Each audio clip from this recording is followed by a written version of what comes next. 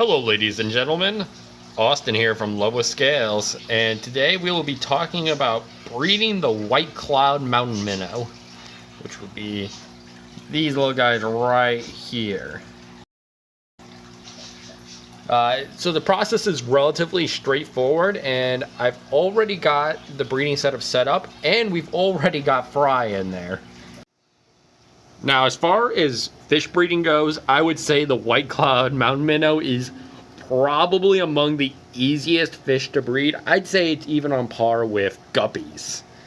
The only difference with guppies is that they're live bearers and you don't got to deal with the whole egg laying process. But I'd argue that it's easier to get fry from these guys because the female guppies will eat a lot of their young if you don't get to them in time, while these guys are just egg scatterers and you can just sit and wait until fry end up appearing in your enclosure. But I'm gonna see if I can't find a fry. There's the camera would not do that.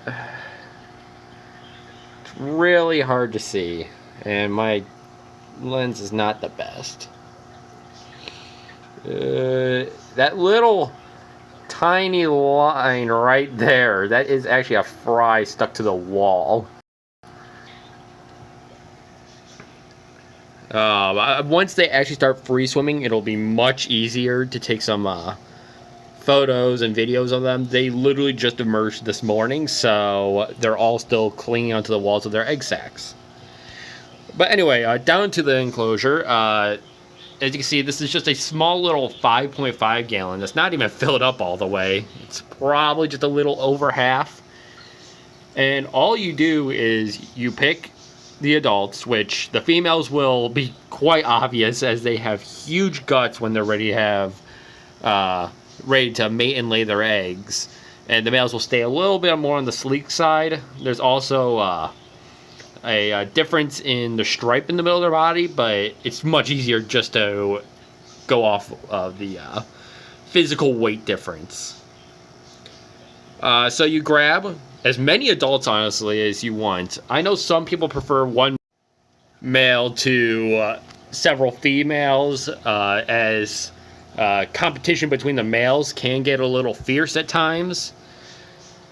But honestly, I don't have that problem, and I think as long as you have enough females to males, it makes more sense to just have the extra males for both bloodline purposes and just so the one male isn't overexerting himself, because he will sit here and try to breed with every single female in there, and it can be exhausting on them. So usually I'll throw about a dozen to even 2 dozen mixed sexes in this 5.5 gallon, which is way more fish than what you should have in a 5.5 gallon.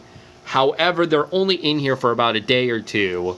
Sometimes I'll push 3-4 if I have a lot of them in here, just to give them more chance to lay their eggs, because of course the more females you have, the more eggs that will pop out and the more babies. Oh, you can actually kind of see the fry. Kind of curious if I can. You can kind of, it keeps focusing on the other fang. Yeah, you can kind of see it right there, that little dot. But yeah, so you get your adults in here. Make sure your tank has a bubbler in it, obviously, for oxygen exchange. And I use Java moss and a little bit of hornwort and narcus for them to spawn in. And you just hover it above a layer of, I usually go for about 2 marbles tall. These marbles keep the adults from eating the eggs in the fry, as usually what will happen in your normal tank, if you don't set them up in a breeding setup, they will go and eat their eggs immediately after laying them. However, in a setup like this, the eggs will fall between the marbles and the adult fish can't get to them. And like I said, you keep them in there for pretty much about half a week. Some people might do longer. You could even do upwards of a week, but that's usually when fry start to emerge. It's just as simple as throw them in here. Don't feed them while they're in here, because you don't want the water to get all dirty, cloudy. You don't want the eggs getting fungused over from the bacteria. It's just best to avoid until you start seeing fry to feed. After you remove the adults, leave the tank set. These, as you can tell, there's natural sunlight that hits this tank, which I do for a reason. I like having a little bit of algae on the walls for them to kind of pick at, for microorganisms to grow on. But it's not necessary, and unlike some fish, their eggs are not sensitive to light, in my experience. I get plenty of fry with normal daylight to midnight time ratios. But when the fry start to emerge, that's when you need to get something like First Bites. This is what I use. This is Hikari's First Bites, and this works phenomenally for me. Until they are able to eat crushed fish flakes, this is all they will be eating. You can use all sorts of things like tiny Daphnia and stuff like that, but this just seems to work really well for me. It's easier for me this way, and as you can tell by all the adults, it works perfectly fine. All those adults that are in the B-roll footage are babies that I raised up from an original set of 4 adults that I bought. And now I've got 30, 40 plus of them. I haven't spawned them in a while because I had so many there for a minute, but I am ready now to get my stock a little bit back up. I'm going to be trying this exact same setup with Royal White Cloud Minnows in the future. I just got to source some good stock for those. But I will be doing a part 2 of this video when the fry start free swimming, and I'll kind of take you along this journey on how to breed them, and from kind of like a start to finish in the future. When I do this again, I will actually show you me putting the adults in and taking them out, all that stuff that I kind of missed by doing this ahead of time because I didn't realize I was going to make a video out of it.